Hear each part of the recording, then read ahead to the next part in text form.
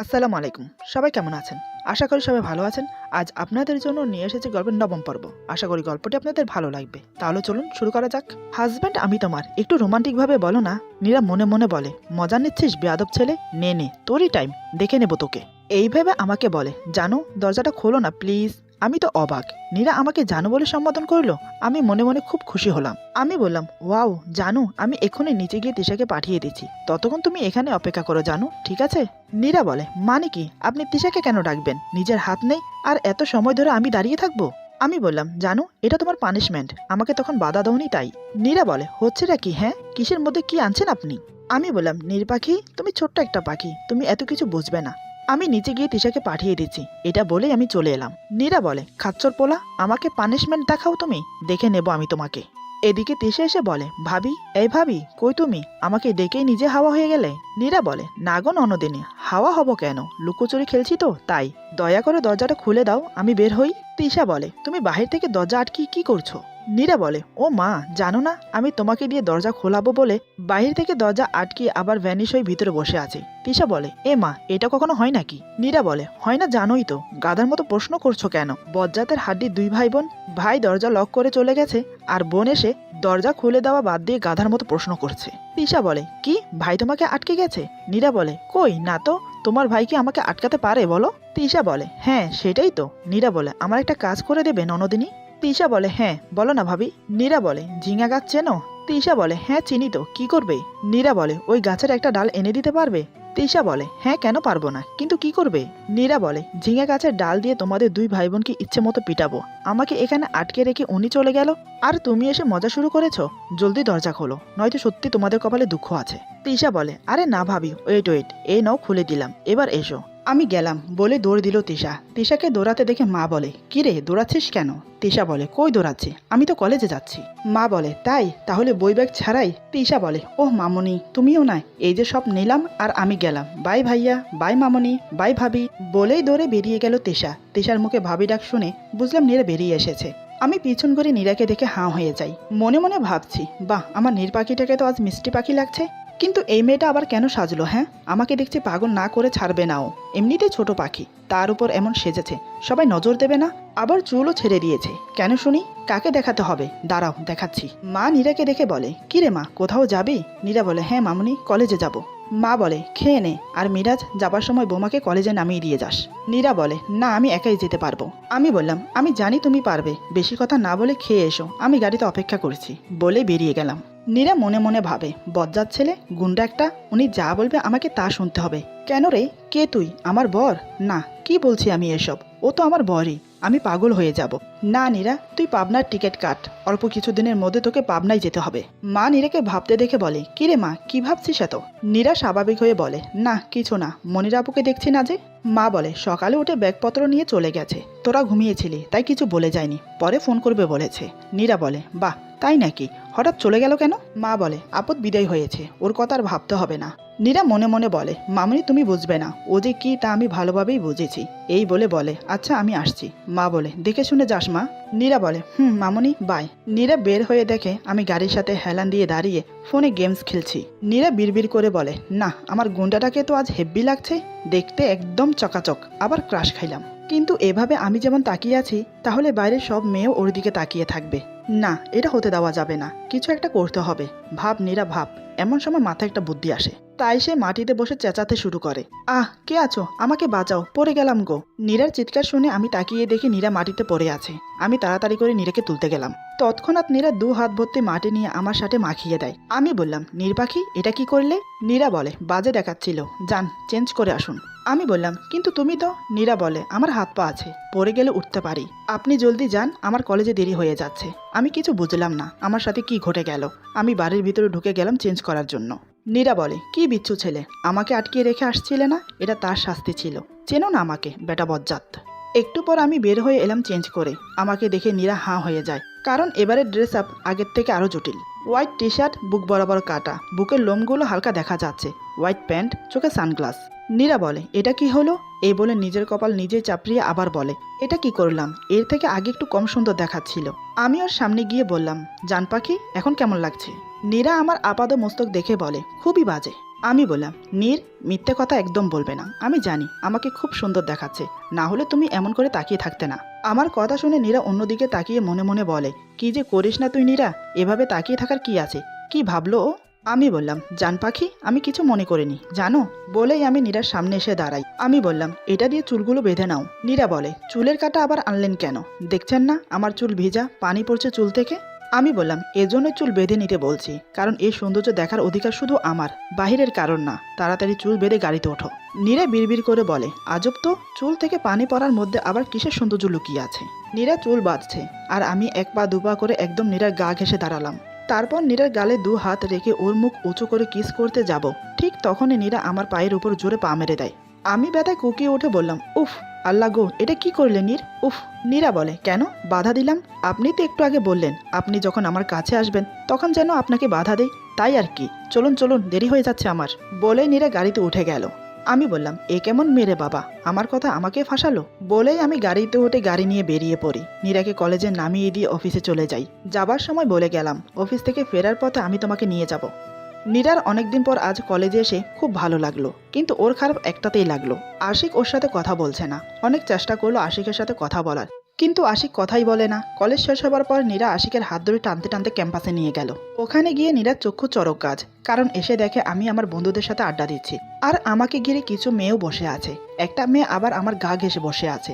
আমি সবার সাথে খুব হাসি তামাশা করছি। নীরা এসব কাণ্ড দেখে মনেই নেই ও আশিকের হাত ধরে আছে। আমাকে এই অবস্থায় দেখে রাগের চোটে আশিকের হাতে চাপ সৃষ্টি করছে, সেদিকে নীরার কোনো খেয়াল নেই। আশিক বলে, নীরা কি করছিস, আমার হাতে লাগছে তো।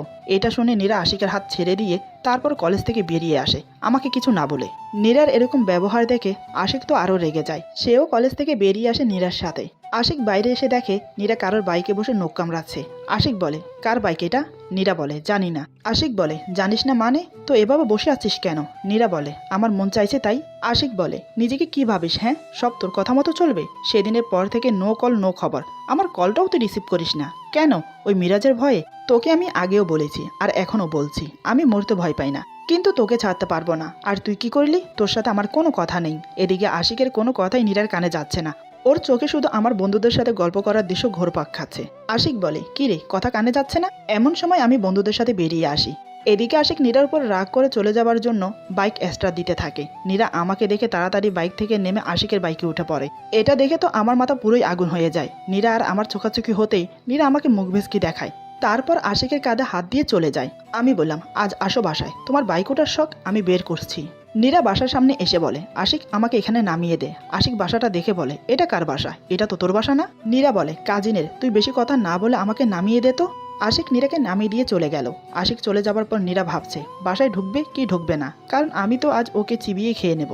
এদিকে আমি বসে নীরার জন্য অপেক্ষা করছি, কিন্তু নীরার কোনো খবর নেই। আমি বললাম, এত বড় সাহস তোমার, আমার কথা অমান্য করো? এত সাহস পাও কই? আজ আসো বাসায়, দেখাচ্ছি তোমাকে। এদিকে নীরা কি করবে বুঝতেই পারছে না। নীরা বলে, আল্লাহ বাঁচাও আমাকে। কেন যে তখন রাগের মাথায় আশিকের বাইকে উঠতে গেলাম, আমার তো মনেই ছিল না। ঘুরে তো ওর কাছেই আসতে হবে, কি করি আমি? নীরা, তুই এত ভয় পাচ্ছিস কেন? ওই মনিরা শাকচুনি যখন ওর গায়ের সাথে চুপকে থাকতো তখন তো তুই কিছু বলতিস না, আর আজ এত মেয়েদের সাথে বসে কিসের এত কথা? হ্যাঁ, আমি তো কিছু বলিনি। রাক্ষস আমার বেলায় যত সব নাকি, কিন্তু রাক্ষসটা যদি সত্যি সত্যি আমাকে খেয়ে ফেলে? না বাবা, আমি বাসায় যাব না। তার থেকে বরং বাগানের দোলনা গিয়ে বসে থাকি কিছুক্ষণ। এই বলে নীরা বাগানের দোলনা গিয়ে বসে পড়ে। এদিকে আমি নীরার জন্য ওয়েট করতে করতে হাঁপিয়ে উঠেছি, কিন্তু নীরার দেখা না পেয়ে আমার রাগ বেড়ে যাচ্ছে। আমার মনে হয় নীরা হয়তো আশিকের সাথেই আছে। আমি বাসা থেকে বেরিয়ে গেলাম আশিকের খোঁজে। কিছুক্ষণ খোঁজার পর আশিককে পেয়েও গেলাম। দেখে আশিক বন্ধুদের সাথে আড্ডা দিচ্ছে, কিন্তু নীরাকে পেলাম না। আমি বুঝলাম আশিকের সাথে নীরা নেই, কিন্তু মেয়েটা গেল কোথায়? এবার আমার টেনশন হতে লাগলো, কি করব বুঝতে পারছি না। মনে মনে ভাবলাম একবার ওদের বাসায় খোঁজ নিয়ে দেখি। তাই আমি নীরার বাসায় চলে গেলাম। কলিং বেল প্রেস করতে নীরার মা দরজা খুলে দিল। নীরার মা বলে, কাকে চাই? আমি বললাম, আন্টি নীরা। আমার কথা পুরো শেষ হতে দিল না, তার আগেই তিনি বলেন, ওই মেয়ের কথা একদম আমার সামনে বলবে না। আমাদের মেয়ে মরে গেছে, আর তুমি কোন সাহসে এখানে এসেছো? বেরিয়ে যাও আমার বাড়ি থেকে। আর শোনো, ওই মেয়েকে বলে দেবে আমরা মরে গেলেও যেন আমাদের দেখতে না আসে। ওই মেয়ে বেঁচে থাকার যে মরে যাওয়া। আমিও ওনার কথা শেষ করতে না দিয়ে বললাম, ব্যাস আন্টি, অনেক বলেছেন, আর না। বলে বাসা থেকে বেরিয়ে আসি। কিন্তু এবার আমি টেনশনে কান্না করে দেই। মেয়েটা কোথায় গেল? কোথায় খুঁজবো আমি ওকে? আমি আর ভাবতে পারছি না। তাই আমি বাসায় ফিরে মায়ের কবরের কাছে যাই, তারপর মাটিতে ধপ করে বসে পড়ি। হঠাৎ দোলনার দিকে তাকাতেই দেখি নীরা দোলনায় গুটিসুটি মেরে ঘুমিয়ে আছে। নীরাকে ওভাবে শুয়ে থাকতে দেখে আমার রাগ নিমেষেই মাটি হয়ে গেল। বুকের উপর থেকে যেন চিন্তার একটা বোঝা নেমে গেল। নীরার কাছে উঠে গিয়ে ওর কপালে আলতো করে একটা চুমু খেলাম। নীরাকে আলগোছে কোলে তুলে নিয়ে বুকের সাথে জাপটে ধরি, তারপর বাসায় নিয়ে আসি। তিশা বলে, ভাবির কি হয়েছে? আমি বললাম, চুপ। তিশা ফিস করে বলে, ঠিক আছে।